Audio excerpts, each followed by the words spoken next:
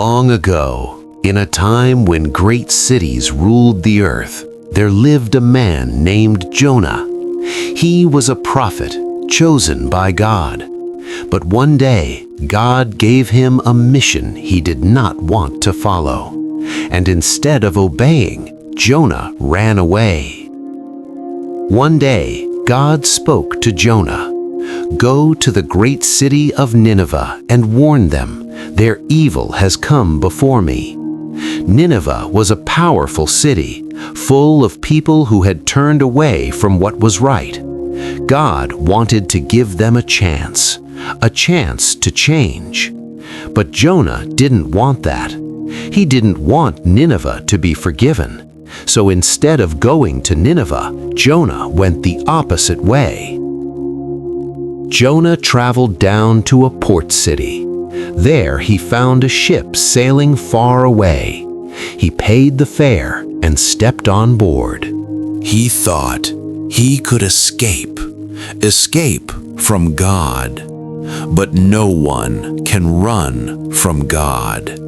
As the ship sailed, the sea was calm. But suddenly, the wind began to rise. The waves grew higher and higher. The ship shook violently. The sailors were terrified. They cried out to their gods. They threw cargo into the sea, trying to survive. But Jonah was below deck, fast asleep. The captain rushed to him. "How can you sleep? Wake up! Call on your God." The storm grew worse. The sailors knew this was no ordinary storm. They cast lots to find out who was responsible, and the lot fell on Jonah. They turned to him. "Who are you? What have you done?" Jonah answered quietly, "I worship the Lord, the God of heaven, who made the sea and the land." Fear filled their hearts. Jonah said, "This storm is because of me." The sailors asked, "What should we do?" Jonah said, "Throw me into the sea, and it will become calm." They didn't want to. They tried to row harder, but the storm only grew stronger. Finally, they prayed to God for mercy, and they threw Jonah into the sea. At once, everything became still. The wind stopped. The waves calmed. Jonah sank into the deep, but he did not die.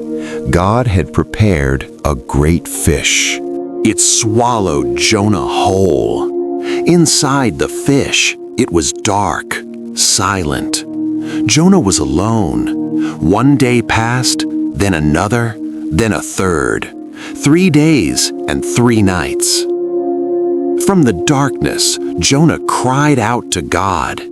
"In my distress, I called to you, Lord, and you answered me." He realized his mistake. He had run away, but God had not left him. Jonah repented.